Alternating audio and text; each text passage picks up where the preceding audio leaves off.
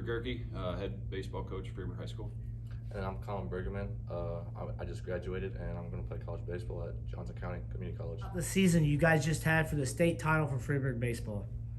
Obviously winning state title, it's going to be one to remember. But these kids, the kids in the off season, they wanted to put in the work. At the beginning of the year, I usually always do a classroom session and we go through goals. I didn't have to do that this year. We all understood what the goal was. We understood the talent that we had if we put the work in, that it was going to be a special season. Starting the year off, I think I shared 8 kids with soccer and football. So to get through those first 6 games, 4-2, was pretty nice to see when we had 10, 11 guys at most games. So looking at that, I knew that something could be special. But these kids they put in the work when we all got here. We lost 1 game when everybody else got here. They just work. I didn't have to jump their butts. I didn't have to, any other motivation factors. They were all business. And this was a group that put in a lot of time outside of our practice time.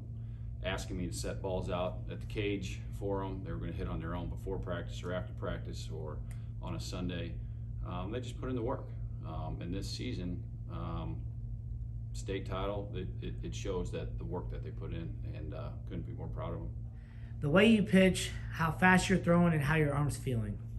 Well, I was probably sitting around 84, 85 in the season, so obviously that can't really blow up by many people, so I was trying to pitch to contact.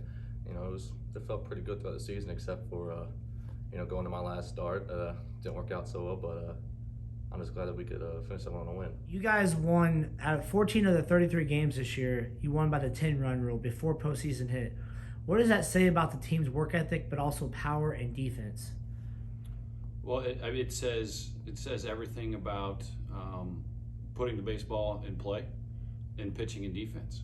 There was a lot of games where we just didn't strike out. We put the ball in play. A lot of it was hitting, 1 through 8 for sure most of the year, and then by the end of the year we were 1 through 9 all hitting.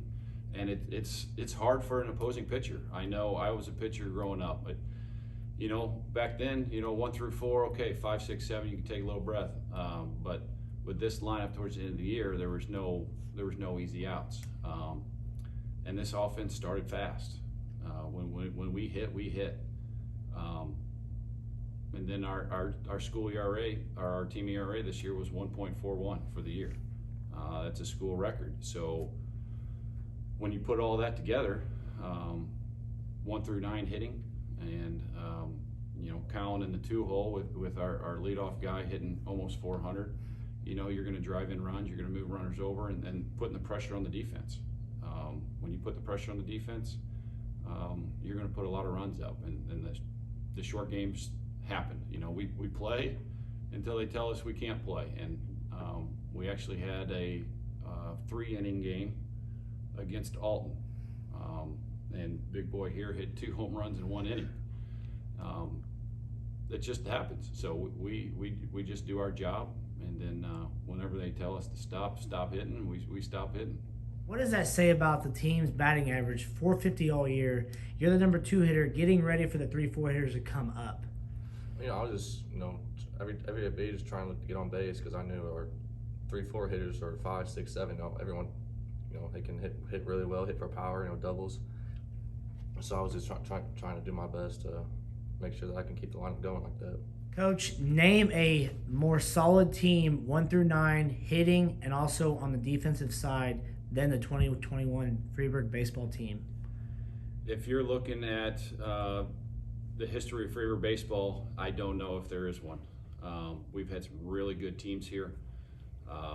Obviously, they won it in '89. I obviously was 6 years old then, so I don't remember '89, but I know they had some good players. 2000 and 2001, they made it to state and got second. But this team here, 1 through 9, our 9 hitter hit 333 to finish the year. The defense was lights out, And like I said before, our pitching ERA was 1.41. So you put all those together, I do not see that there was a better all-around team in 2021. Toughest team that you guys faced all year with so much adversity? I'd have to say the super sectional game against Harrisburg. Being down, I think it was 7-0 at one point, and getting pulled for me in the first, not even getting through the first, and for us to come back and I think put up 6 runs in one inning and 9 in the other. It's really show that we weren't going to quit, lay down like that. One of the most fun games I've ever been a part of. About the triple you had that was almost like a major league triple, one bounced the wall in right center field. You managed to get a grand slam inside the park home run out of it, but the way you hit that was like any other.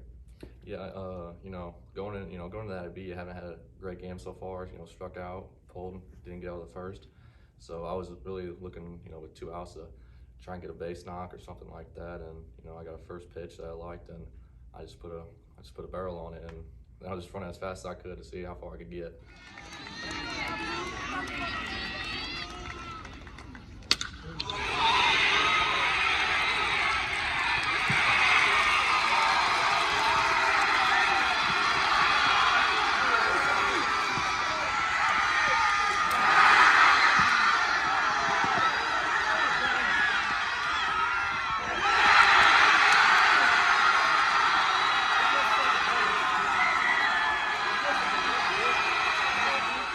Everybody loves a winner, so throughout the whole season, with where our field sits, everybody's got to park along the road and walk up.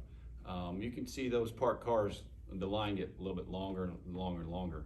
I really noticed it when we put Vianney on the schedule this year, and they were really good this year. We were playing really well, and then we ended up beating them. And it was, from there on, it was just phenomenal. The super sectional game down at Harrisburg, Carbondale. Not everybody wants to drive an hour and a half to Carbondale, but it was electric. The fans were great, from the student sections all the way through just people in the community that I see. And then at state, first game at state, we were playing a team that their high school was beyond left field fence, and our student section outnumbered them. They were loud, they were proud, and I couldn't say enough about the community sport that we saw up there. And from what I heard, around town, NFHS was on about every restaurant here, and it was really, really neat to see the support we got.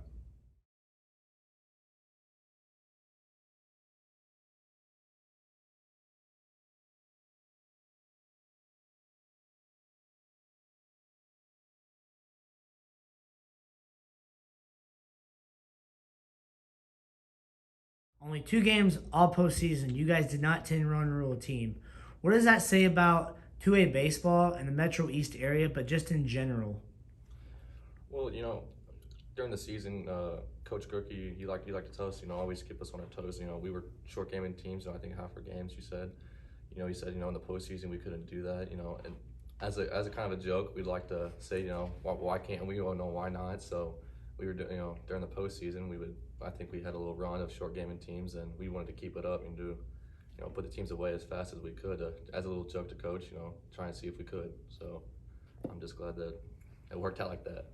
I'm glad that it was a joke and it worked out, but you don't want to become complacent, and that's what I was preaching. I said it's not always going to be this easy, and to that they flipped it and took that as a little motivation. I didn't know that, but that's great to see. And going in the postseason, you can't think that. When it happens, it happens. And our 2 regional games, our 2 sectional games, we short gamed them. But that's just the way this offense was. And it speaks volumes for the pitching and defense. But going in the postseason, you can't think you're going to short game somebody. We lost to Carlisle. Carlisle had 1 win in our conference, but I think we got a little complacent.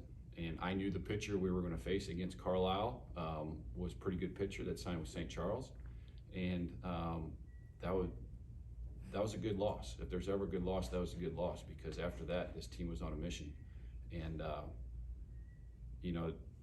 to short game the amount of teams that we did, it's the resilience of the mindset of, it doesn't matter what the other team's doing, we're going to do what we do, and then I'll call the dogs off if we have to, and it worked out well for us. This is my 11th year being head coach, 10 if you don't count last year's canceled season.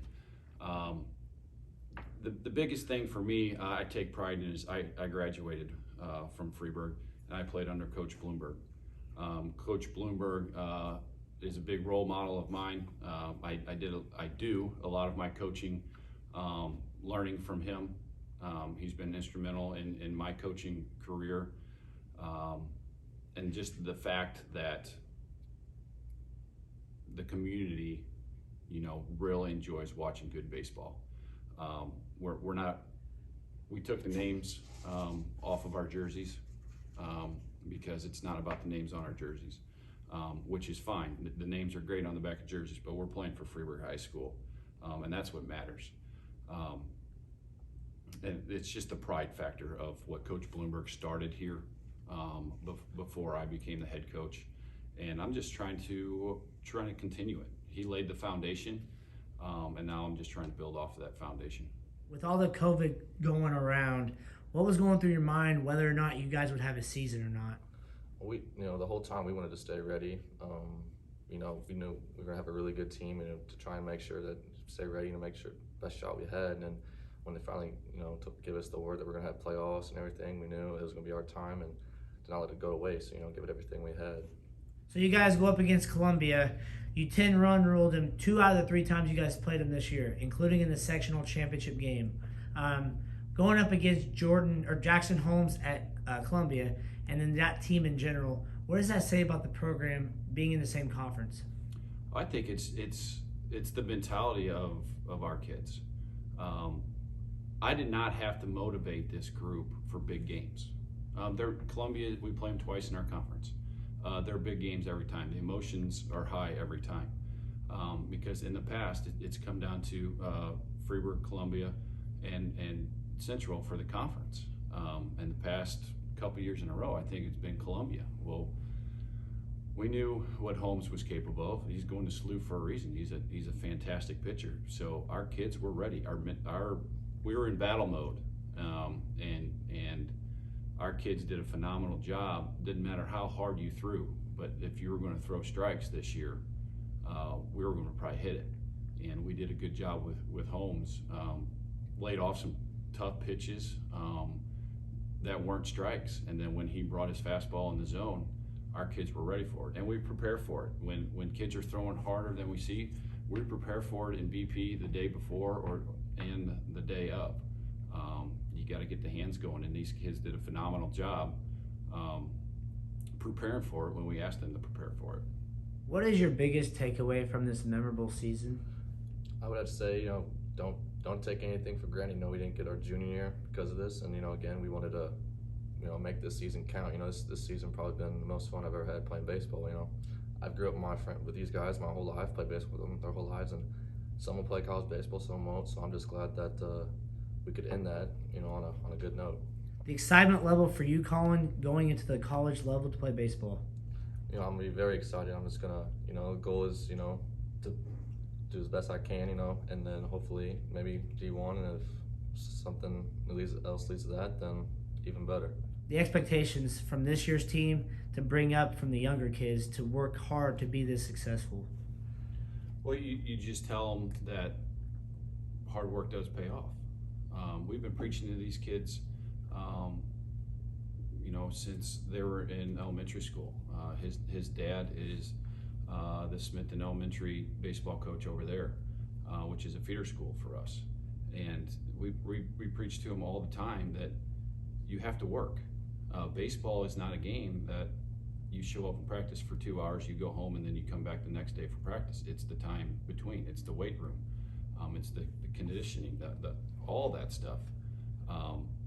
And I would say the biggest part is between the ears. You got to be mentally tough. We talk to these kids about mentally tough, overcoming adversity. And obviously you saw that come to light at the super sectional game. You got to be mentally tough to play baseball because you're failing more than you succeed. So the younger kids just need to do that. And mental toughness comes in all sorts. You strike out, you got to get over it. You walk 2 guys in a row, you got to get over it. You're not starting, you got to get over it. You got to keep working. That's what's preached to the younger kids. Colin, you're 6'7", and you're a special athlete. You have such big power. Where do you get your talent and power from? Well, I mean, it wasn't always like that. My sophomore year, I think I was probably about 6'5", 6'6", probably not even 200 pounds, and I only hit 2 bombs my sophomore year, maybe 3, I think, off the top of my head. But in between COVID, my junior season, I would spend more time in the weight room, ate as much as I could, and try to fill out the best I could. And I think my coaches helped me with my swing. My dad, Coach Gericke, did put the time and effort in, and really paid off this year. Yeah, I first and foremost, I would like to thank all the parents that were involved on this team. Tremendous support from our parents. They do a lot for us on long road trips and meals afterwards, and first and foremost, thanks to them. We had a lot of support from, once this team got rolling, we had a lot of support from the '89 team. I personally know Mark Dill, who was on the '89 team, and he was pulling for us, and just more of those guys started coming out and watching us play. Thanks to the administration's been great, other coaches, and the community as a whole. It was just, we had a great send-off before we went to state. I just can't thank the support enough. It's just, it adds to that state title feel when we had that support. And I personally want to just thank Colin and his teammates. Obviously I lead the team, but these guys did the work. So without Colin, his senior group, and the other teammates, I would never have a state title. And for what these guys did and everything that us coaches asked for them, I personally want to thank the entire 2020. Again, I just want to thank the parents. The meals after the game, long bus rides, really help. And I want to thank my parents, especially my parents, and my teammates too. Making this year again the most fun I've ever had playing baseball. Class 2A, 2021 state title for Freeburg baseball. Thank you very much. Thank you. Appreciate it.